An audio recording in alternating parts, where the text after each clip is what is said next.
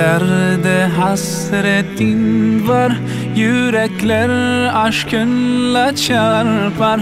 Sensiz dünya bizlere dar. Selam sana ey kutlu yar. With submission, faith and patience, you conveyed the noble message, brought us light through your guidance. Peace be upon you, my beloved. Assalamualaikum warahmatullahi wabarakatuh. Alhamdulillah alladzi arsala rasulahu bil huda wa dinil haq liyudhhirahu 'ala dini kullih wa kafa billahi syahida. Asyhadu alla ilaha illallah wahdahu la syarikalah lam yattakhidz shahibatan wala walada wa asyhadu anna muhammadan abduhu wa rasuluh arsalahu bidinil haqqi wal huda. Sallallahu ala Muhammadin nabil mustafa wa ala alihi wa ashabihi wa manittaba'al huda. Yang saya hormati pimpinan cabang Muhammadiyah Keramat 2 ya. Pimpinan cabang Aisyah, pimpinan Amalusa Muhammadiyah, kepala SMK, kepala SD, kepala TK ya. Semuanya jamaah yang kami banggakan. Yang pertama, kita bermuhammadiyah selalu bersyukur kepada Allah. Yang kedua, mari kita cermati ketika kita menyanyikan lagu Indonesia Raya. Nah, ternyata harusnya kalau kita menyanyi itu kan mengikuti aba-aba dari dirijen ya, sebagai pimpinan. Tetapi karena suara dari luar itu lebih keras, lalu kita ikut suara yang dari luar. Nah, kurang lebih di Muhammadiyah sering terjadi seperti itu. Jadi meskipun pimpinan persyarikatan sudah memutuskan, sudah mengambil kebijakan, tapi karena di media sosial itu ada suara lantang yang bermacam-macam, nah kita sering berubah pikiran. Nah, saya kira ini tidak boleh terjadi ya, di kemudian hari. Jadi jangan sampai kebijakan pimpinan itu terkorbankan oleh suara lantang dari media sosial. Nah, kalau tidak kita, siapa yang memegang, siapa yang mentaati? Maka pada kesempatan ini saya mengajak kepada seluruh keluarga besar Muhammadiyah terhadap berbagai sumber informasi, kita itu harus bersikap teliti, cermat, dan kritis, tidak mudah terpengaruh. Dalam surat Az-Zumar ayat 18, Allah Subhanahu wa taala berfirman, alladzina yastami'unal qaula fayattabi'una ahsanah ulaikal ladzina hadahumullah wa ulaika hum ulul albab. Orang-orang yang mendengarkan perkataan kemudian mengikuti yang terbaik ya. Mereka itulah orang-orang yang mendapatkan petunjuk, dan mereka itulah orang-orang yang cerdas. Maka berdasarkan perintah Allah dalam ayat ini, kita keluarga besar Muhammadiyah khususnya dan umat Islam pada umumnya itu diperintahkan supaya bersikap terbuka, mendengarkan perkataan, informasi, ajaran dari manapun, terbuka, tetapi kemudian bersikap kritis. Apa yang kita dengarkan itu diteliti, dicermati, lalu dipilah dan dipilih mana yang terbaik. Karena ayatnya fayattabi'una ahsanah, kemudian mengikuti yang terbaik. Artinya meskipun terbuka, kita hanya terbuka terhadap yang baik-baik saja. Kalau yang tidak baik itu lewat gitu ya. Setuju nggih Bapak Ibu jamaah? Jadi jangan gampang terpesona ya oleh informasi yang sumbernya tidak jelas. Kalau sudah dari pimpinan pusat Muhammadiyah itu saya kira sudah dipertimbangkan secara matang. Nah, maka kita sebagai warga persyarikatan kewajibannya adalah taat. Saya sampaikan bahwa orang itu begitu masuk Muhammadiyah harus merelakan sebagian kemerdekaan hidupnya untuk taat pada persyarikatan. Jadi jangan sampai kita ngurusi Muhammadiyah menurut wudelnya sendiri atau menurut pikirannya sendiri. Nah, Muhammadiyah punya aturan ya.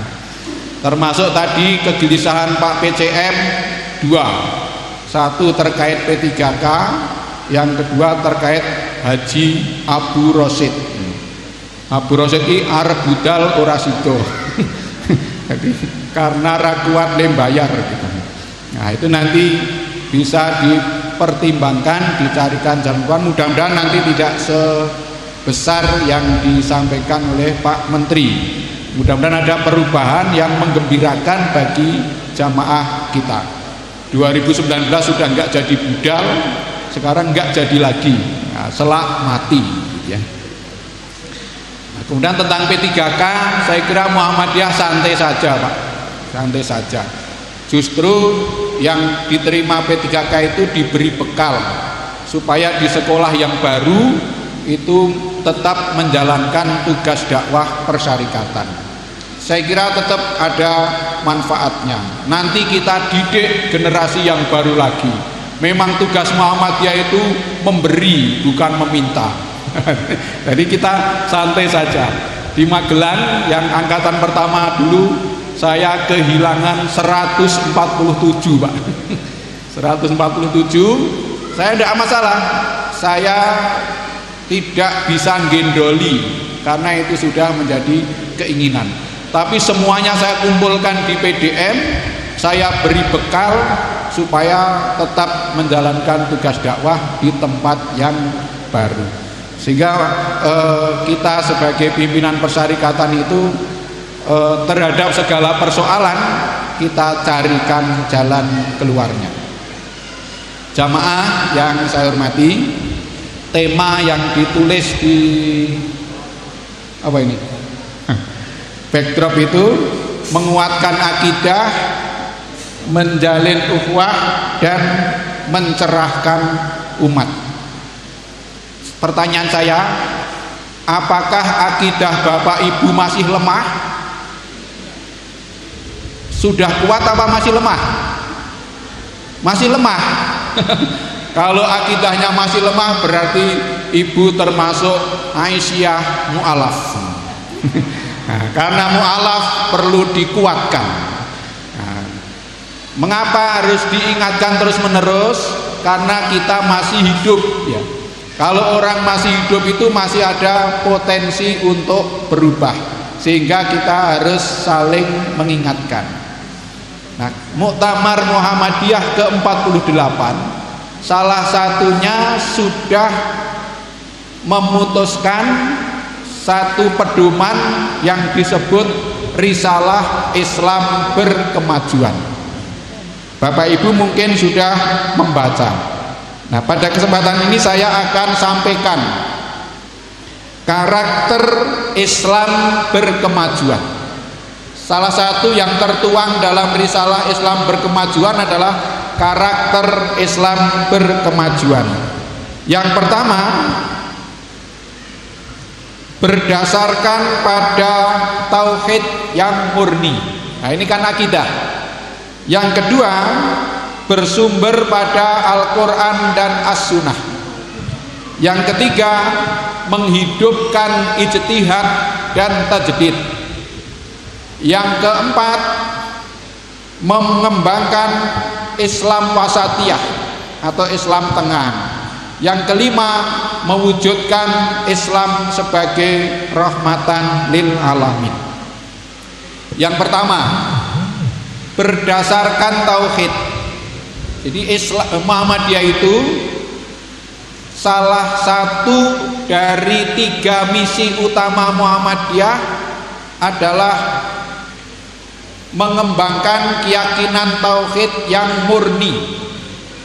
Jadi misi Muhammadiyah itu ada 3. Yang pertama, mengembangkan keyakinan tauhid yang murni.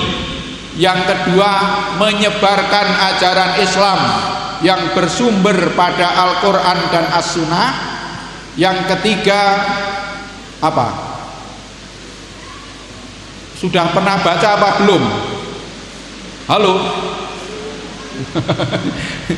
Yang ketiga, mewujudkan amal Islami dalam kehidupan pribadi, keluarga, dan masyarakat. Nah, itu 3 misi utama Muhammadiyah. Yang pertama tentang keyakinan tauhid. Keyakinan tauhid itu bermakna bahwa kita yakin dan percaya Allah lah yang menciptakan seluruh alam semesta termasuk kita. Juga berkeyakinan bahwa Allah lah yang memelihara kita. Dan kita berkeyakinan bahwa hanya Allah yang pantas disembah, yang lain tidak. Sehingga keyakinan tauhid kita itu ada perwujudannya dalam kehidupan sehari-hari. Sehingga di keyakinan ketuhanan Muhammadiyah itu berbeda dengan aliran yang disebut deisme. Kalau deisme itu menganggap bahwa Tuhan itu seperti tukang membuat jam. Tukang membuat jam itu kalau sudah selesai, jamnya dibiarkan ngubeng sendiri, tidak terlibat sama sekali. Tapi Allah Subhanahu wa taala, Tuhan kita menciptakan kita itu juga menyediakan fasilitasnya, juga memberi aturan kepada kita, juga kelak memintai pertanggungjawaban kepada kita. Nah, perwujudan sehari-hari orang yang bertauhid itu apa? Ada 2 menurut Muqaddimah Anggaran Dasar Muhammadiyah. Ibu-ibu pernah baca Muqaddimah Anggaran Dasar Muhammadiyah? Belum juga. Nah, terus yang dibaca apa? Yang dibaca adalah Al-Quran. Nah, jadi ibu keren ya. Jadi dalam Muqaddimah Anggaran Dasar Muhammadiyah, tafsirnya itu dijelaskan bahwa orang yang bertauhid itu terimplementasi sekurang-kurangnya dalam 2 hal. Yang pertama, semakin yakin akan adanya hari akhirat. Yang kedua, meyakini bahwa hidup ini adalah untuk beramal sholih. Nah, gitu. Sekarang pertanyaannya, semakin yakin dengan hari akhirat apa tidak? Yakin. Kapan kiamat datang? Tidak tahu. Kalau ada yang merasa tahu, itu ngapusi. Karena ilmunya tentang kapan kiamat hanya Allah yang tahu. Jangankan tentang kiamat, tentang kapan jenengan meninggal tidak tahu toh? Siapa yang tahu jadwal meninggalnya? Pengen bersegera apa pengen ditunda? Meninggalnya itu segera. Kalau ditanya nggak bisa menjawab, ya. Saya di mana-mana menyampaikan bahwa kematian itu adalah kepastian yang dirahasiakan. Mengapa dirahasiakan? Supaya kita bisa hidup tenang dan mempersiapkan diri setiap saat. Kalau jenengan diberitahu jadwal kematiannya, saya kira malah stres. Upama ya, mengupama Pak, jangan ya. Upama jenengan diberitahu jadwal meninggalnya tanggal 3 Februari 2023. Arep nopo jajal bariki? Bingung toh? Mulanya apa? Makanya Allah merahasiakan jadwal kematian kita supaya kita bisa hidup tenang dan berjuang untuk mempersiapkan diri menghadapi mati ya. Kalau bapak ibu meninggal pas mengikuti pengajian itu kira-kira baik apa jelek? Baik. Nah, silahkan meninggal dunia karena jenengan pas ikut pengajian. Oke. Yang kedua, kalau orang itu sudah yakin akan adanya hari kiamat yang bermakna nanti ada pertanggungjawaban atas apa yang kita lakukan di dunia ini, itu akan membuat kita hidupnya semakin berhati-hati ya. Tidak berani sembarangan. Sesungguhnya kalau kita merenungkan kehidupan kita tentang kehati-hatiannya itu dipelihara oleh sholat kita. Kalau kita baca perintah sholat itu apa? Aqimis sholat, dirikanlah sholat, bukan kerjakanlah sholat. Pertanyaannya, selama ini kita sudah mendirikan sholat atau baru mengerjakan sholat? Tidak jelas toh? Nah, tidak jelas. Wong saya juga tidak jelas. Bedanya apa? Kalau mengerjakan sholat itu seperti kita mengerjakan itu, hanya itu, tidak ada bekasnya, tidak ada asarnya. Tapi kalau mendirikan sholat itu ada asarnya. Salah satu perwujudan orang mendirikan sholat itu rumusnya sederhana: jangan berbuat dosa setelah sholat. Kalau sebelumnya tidak apa-apa. Tetapi perlu diingat, sebelum sholat zuhur adalah sesudah sholat subuh. Jadi kalau jam sekian itu mau berbuat dosa, ingat baru saja sholat subuh. Sebelum sholat asar adalah setelah sholat zuhur. Sebelum sholat subuh adalah setelah sholat isya. Kalau kita dipelihara oleh 5 sholat saja, itu kudunya harusnya kita itu tidak berani berbuat dosa. Masih ada yang berani berbuat dosa? Woi, tidak ada ya? Nah, kalau tidak ada berarti jenengan sudah termasuk orang yang mendirikan sholat. Jadi diingat-ingat ya, saya ulangi, perwujudan nyata dari orang yang mendirikan sholat adalah tidak bermaksiat atau berbuat dosa setelah sholat. Kalau sholat jenengan semakin banyak yang memelihara kita, yang menjaga kita. Nah, insya Allah bapak-bapak Muhammadiyah dan ibu-ibu Aisyah sudah seperti itu, kecuali yang belum ya. Oke. Kemudian kalau kita bertauhid itu, kita menjalani hidup kita itu hanya untuk beramal soleh, bukan untuk yang lain-lain ya. Jadi beramal soleh dan berjuang. Bahkan 3, belajar, beramal soleh dan berjuang. Karakter utama orang Muhammadiyah itu adalah menjadi manusia pembelajar, pengamal soleh, dan pejuang. Nah, itu orang Muhammadiyah.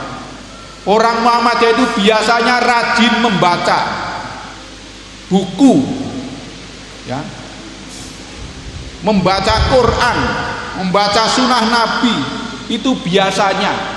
Kalau ada orang Muhammadiyah kok tidak rajin membaca, itu orang Muhammadiyah yang tidak biasa. Berarti orang Muhammadiyah yang luar biasa. Gimana? Di rumah punya buku? Punya. Dibaca? Tidak tentu. Lebih banyak baca WA apa baca buku? WA berarti ibu-ibu termasuk Aisyah milenial. Karena tidak kenal buku, kenalnya dengan WA.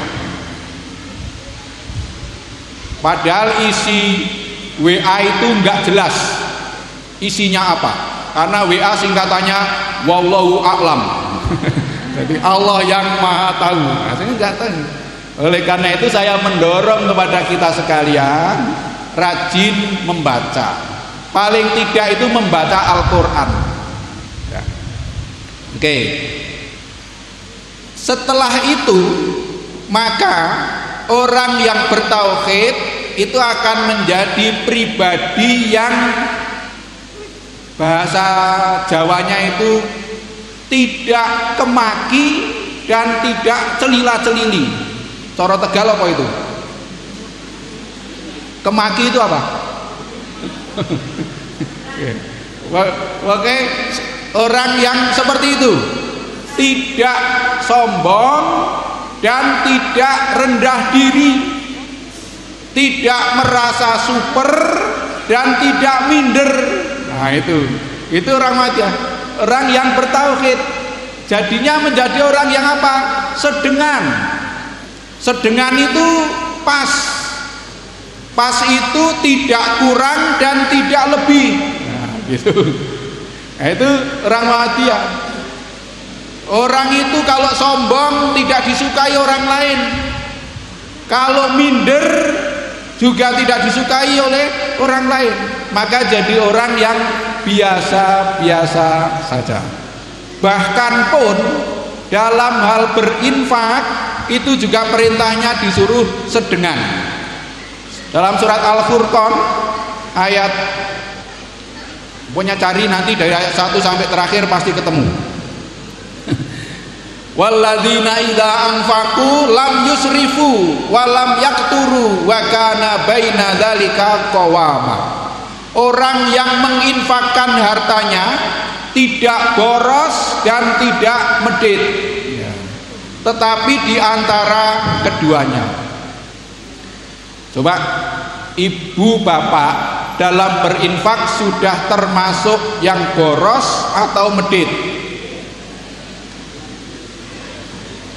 Tidak medit dan tidak boros. Tenanya saya beri ukuran. Batas kemeditan itu adalah 2,5%. Jadi kalau bapak ibu belum berani mengeluarkan 2,5% dari pendapatan ke lazismu, bukan ke yang lain. Oh, ini saya tegaskan, kalau orang Muhammadiyah zakat, infak dan sedekahnya ke lazismu, bukan ke yang lain. Kalau ke yang lain berarti tidak ke lazismu. Betul apa salah? Betul. Nah, maka orang Muhammadiyah zakatnya, infaknya, sedekahnya melalui lazismu. Nah, ingat 2,5% itu batas kemeditan seseorang, baru disebut tidak medit. Ini nek diukur dengan ini masih medit apa tidak? Weh. Nah, kalau masih medit berarti urung pati o Islam.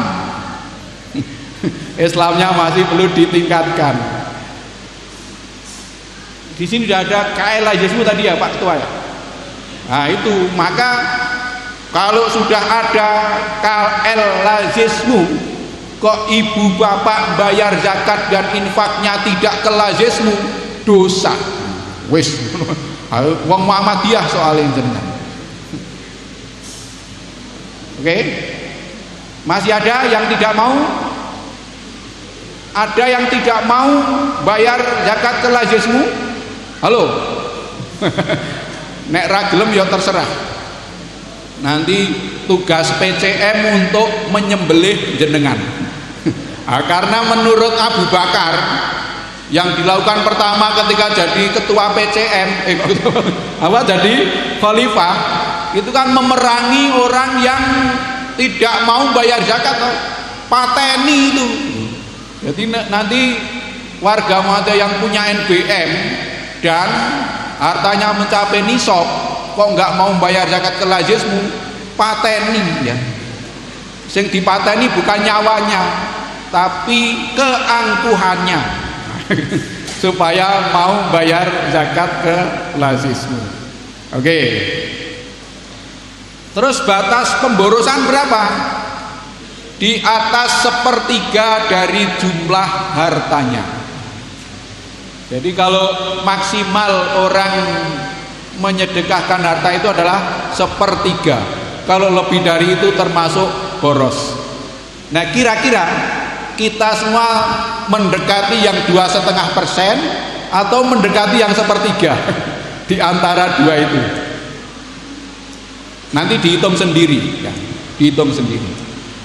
Tapi yang jelas kita sebagai orang yang bertauhid itu membentuk pribadi yang seperti itu. Mengapa kok tidak boleh boros dan tidak boleh medit? Sebab kalau terlalu boros, terlalu banyak, bisa membuat kita sombong, bisa umuk, ya. Umuk itu apa nang kene? Sama ya? Nah, umuk. Tapi kalau terlalu sedikit, ya membuat kita celila-celili, minder. Misalnya kepala sekolah SMK Muhammadiyah yang muridnya 1.500 kok infaknya 500 rupiah, ayo celila-celili. Minder, enggak bisa berdiri tegak gitu. Nah, gitu ya. Jadi ini gampangnya seperti itu. Maka orang yang bertauhid itu menjadi orang yang merdeka, orang yang dalam mengamalkan kebenaran tidak takut lagi pada lingkungan atau gejala-gejala alam. Nah, itu sehingga orang bertauhid itu kalau ngerti ini kebenaran dimanapun berani mengamalkan. Kalau belum berani berarti perlu dikuatkan keyakinan tauhidnya. Ngoten niku nggih. Sekarang yang kedua, menyebarkan ajaran Islam yang bersumber pada Al-Quran dan As-Sunnah. Jadi Islam yang kita dakwahkan itu Islam yang bersumber pada Al-Quran dan As-Sunnah. Bapak Ibu di rumah punya Al-Quran semua? Punya. Sudah khatam Quran? Sudah. Dengan terjemahannya? Halo? Belum? Oh, ada yang sudah, ada yang belum. Mengapa saya katakan dengan terjemahannya? Karena Bapak Ibu tidak semuanya bisa berbahasa Arab. Yang merasa tidak bisa berbahasa Arab wajib punya Al-Quran yang ada terjemahannya, kemudian dibaca dan diamalkan menurut kemampuan masing-masing. Sebab membaca Al-Quran memang dapat pahala, tetapi belum mendapatkan manfaatnya. Selamat datang pimpinan daerah Muhammadiyah Kabupaten Tegal, Mas Fatin Hamam.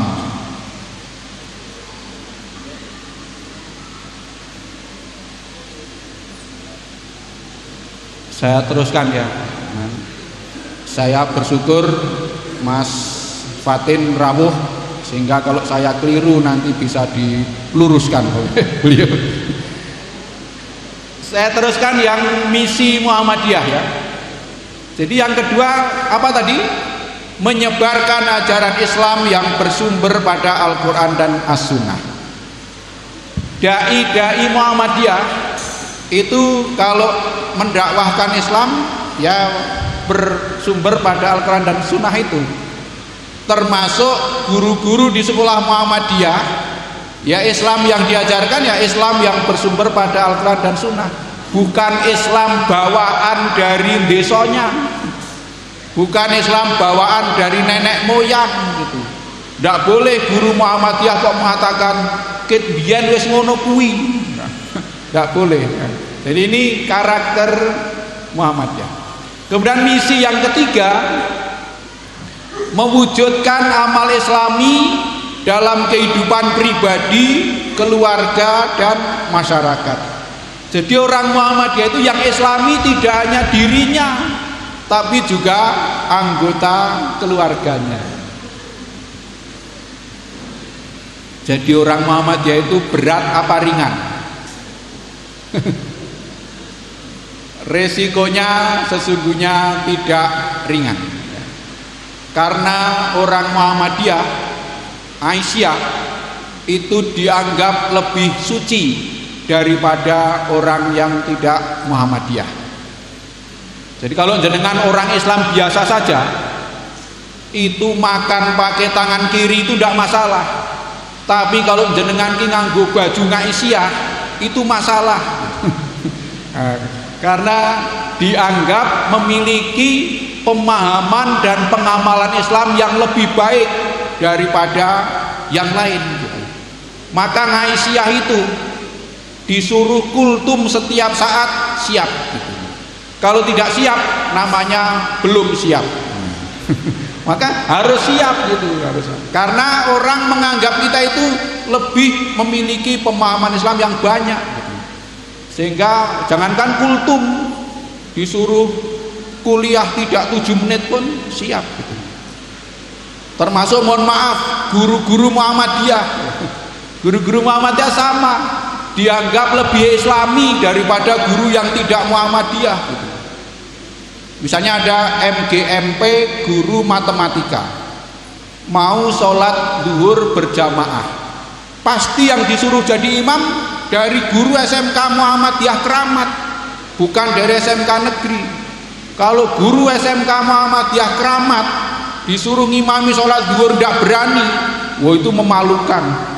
Sing dosa ketua PCM itu. Sampai ngimami zuhur saja nggak berani, wong zuhur ki ming celumak-celumi, nggak ketahuan baca apa kok tidak berani. Nah, contohnya seperti itu. Jadi Bapak Ibu yang saya hormati, resiko jadi orang Muhammadiyah, jadi guru Muhammadiyah, setuju atau tidak setuju, kita itu dianggap memiliki tingkat pemahaman dan pengamalan Islam yang lebih baik. Oleh karena itu sekali lagi saya mengajak kita sekalian berusaha semaksimal kemampuan mewujudkan amal Islami dalam kehidupan pribadi, keluarga dan masyarakat. Pertanyaannya adalah, sudahkah kita itu mengamalkan amalan Islami itu? Ujiannya bukan ketika di hari bermuhammadiyah, tetapi ketika jenengan sedang di rumah sendiri, tidak ada anak cucu, tidak ada suami, tetapkah jenengan menerapkan adab-adab Islami? Upamane nek dahar ya tetep lungguh ngono, nang omah nek dong ijen gitu, itu ukuran yang paling menentukan. Kalau di depan orang banyak ini ragumun, itu pasti baik gitu. Tapi ketika sendiri di rumah itu baru jenengan teruji. Nanti dites sendiri ya, jenengan wis Islami apa urung itu ketika sendirian di rumah. Oke, sekarang karakter Islam berkemajuan yang kedua, kembali kepada Al-Quran dan As-Sunnah. Maka yang kita lakukan adalah senantiasa mempelajari isi Al-Quran dan As-Sunnah, kemudian diamalkan menurut kemampuan. Dan karakter Kiai Dahlan dalam mengajarkan Al-Quran itu adalah dibaca, dipahami isinya. Kalau sudah dipahami, tanyakan pada diri sendiri. Kalau perintah apakah sudah dilaksanakan? Kalau larangan apakah sudah ditinggalkan?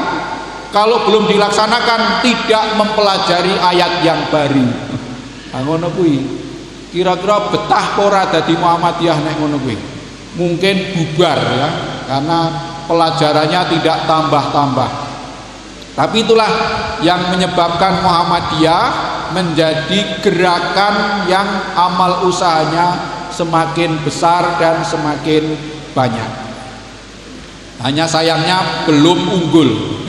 Jadi kita itu baru banyak, tetapi dari sisi keunggulan kita itu masih perlu perjuangan ya, dibandingkan dengan lembaga pendidikan yang lainnya.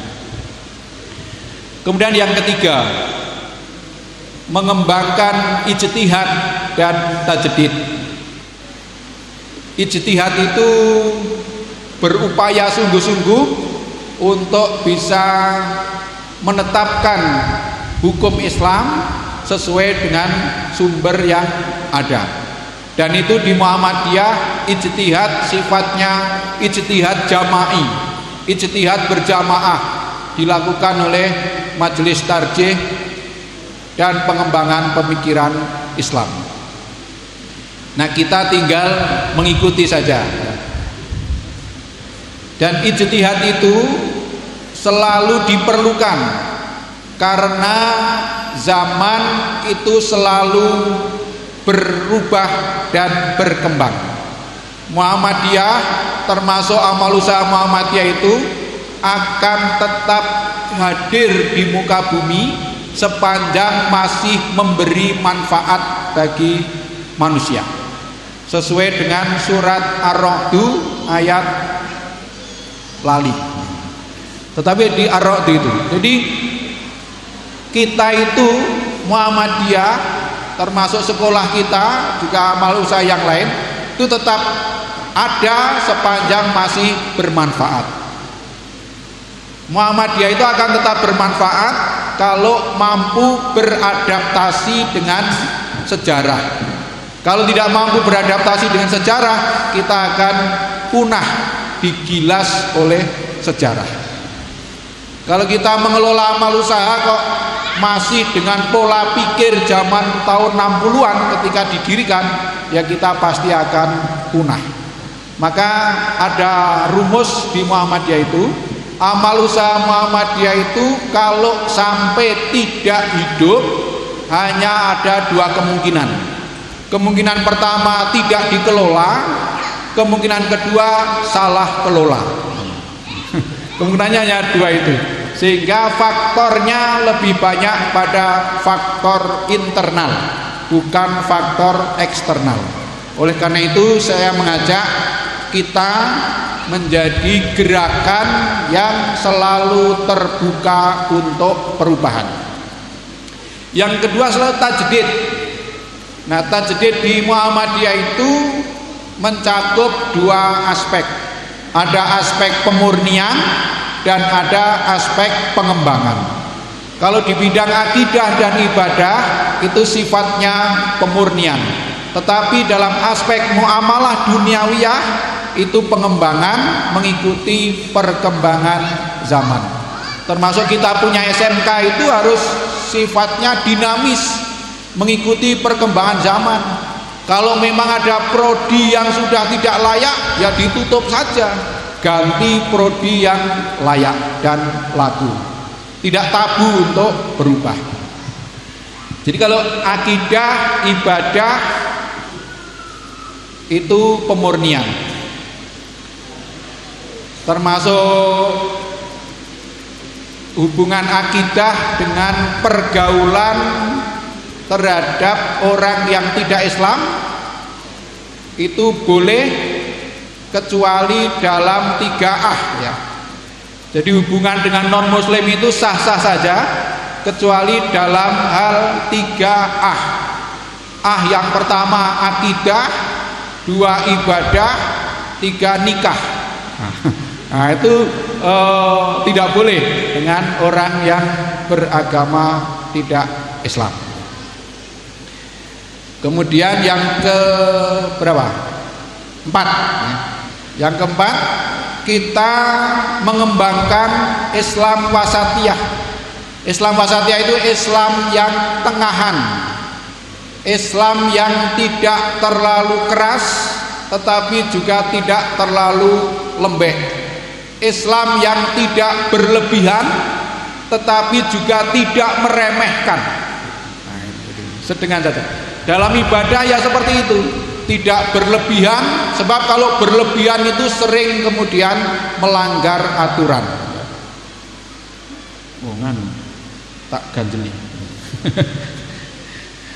Yang terakhir, kelima, mewujudkan Islam sebagai rahmatan lil alamin.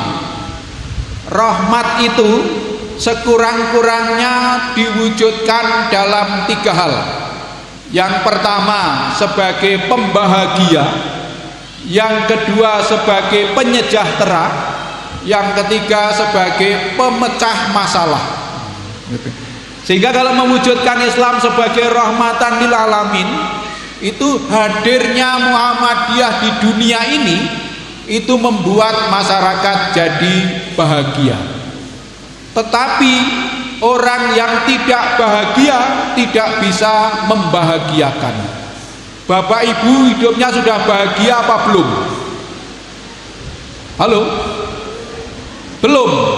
Kalau jenengan belum bahagia, mau bahagia kapan? Sebab jenengan sudah termasuk lansia.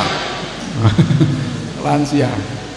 Jadi kalau lansia itu kan tidak muda lagi. Tetapi ada kelebihan dari orang tua. Kelebihan orang tua itu pernah muda. Tetapi yang muda belum tentu sampai tua.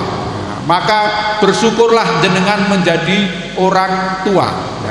Maka mumpung masih tua, manfaatkan kemumpungannya itu untuk beramal soleh yang bermanfaat bagi masyarakat. Jadi hadirnya kita di lingkungan terdekat kita itu membuat masyarakat jadi bahagia. Jangan sampai kehadiran kita justru nyebeli, kita menjadi tetangga yang jelek. Tidak boleh. Orang Muhammadiyah harus menjadi tetangga yang baik. Sebab tetangga yang jelek itu bisa menurunkan harga tanah di sekitarnya. Karena nggak mau beli tanah di dekat saya karena saya jelek. Gitu. Oke, sudah bahagia Bapak Ibu? Sudah. Kalau belum bahagia ya dibahagia-bahagiakan. Sebab kalau tidak bahagia tidak bisa membahagiakan orang lain. Yang kedua, penyejahtera. Jadi kita harus senantiasa berusaha ikut mensejahterakan masyarakat. Nah, ini sebagai perwujudan dari pengamalan surat Al-Maun ya. Surat Al-Maun itu tentang pendusta agama. Bagi Muhammadiyah lebih memperhatikan soal pendusta agama daripada penista agama. Karena pendusta agama itu lebih berbahaya daripada penista agama. Nanti tanyakan pada diri sendiri, apakah panjenengan sudah tidak termasuk pendusta agama? Nah, kalau orang itu kesalehan ritualnya tidak tercermin dalam kesalehan sosial, itulah yang disebut pendusta agama. Jadi ibadahnya rajin, tekun sholat, tekun umroh, jadi umrah gitu. Sampai sebulan umroh 3 kali, tetapi punya tetangga yang butuh pertolongan tidak memberi pertolongan, insya Allah itu termasuk pendusta agama. Adakah orang Muhammadiyah yang seperti itu? Tidak ada. Tidak ada, insya Allah tidak ada. Kalau sampai ada, ya segera bertobat kembali ke jalan yang benar. Nah, ini penting. Kita berusaha menjadikan Islam ini sebagai penyejahtera bagi masyarakat di sekitar kita dengan mengamalkan tuntunan ajaran Islam. Karena menurut istilahnya almarhum Buya Syafi'i Ma'arif, Islam itu pro orang miskin tapi anti kemiskinan. Nah, jadi kalau kepada orang miskin itu punya kepedulian untuk menolong, tetapi juga anti kemiskinan. Jadi yang diberantas kemiskinannya, bukan orang miskin. Kalau memberantas orang miskin itu gampang, didiamkan saja nanti pasti mati. Nah, kalau mati maka orang miskinnya hilang. Tetapi kemiskinan belum tentu hilang. Bapak Ibu termasuk miskin apa kaya?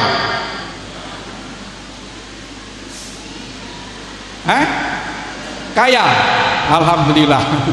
Kalau jenengan kaya berarti tidak miskin. Orang miskin itu adalah orang yang selalu kurang terus. Meskipun mobilnya sudah 4 kurang terus. Itu mental miskin. Mental miskin itu istilah Magelangnya balungan kere. Jadi memang mentalnya itu memang terpelarat. Orang yang seperti itu pasti sulit diajak berjuang dan berkorban. Yang ketiga, rahmatan lil alamin itu maknanya adalah pemecah masalah. Artinya hadirnya Muhammadiyah itu di masyarakat adalah untuk membantu menyelesaikan masalah, bukan malah menjadi sumber masalah. Kalau ada orang Muhammadiyah menjadi sumber masalah, segera bertobat juga ya. Tugas kita adalah menyelesaikan masalah. Itulah perwujudan dari Islam sebagai rahmatan lil alamin. Saya kira selama ini yang dilakukan oleh Muhammadiyah adalah ikhtiar untuk itu. Terakhir saya sampaikan nasihat Nabi. Ada 3 nasihat Nabi. Jadi ada seorang sahabat minta kepada Nabi nasihat, alimni wa aujis. Kanjeng Nabi, tolong saya diberi nasihat, tapi jangan panjang-panjang, karena snacknya hanya 3 macam.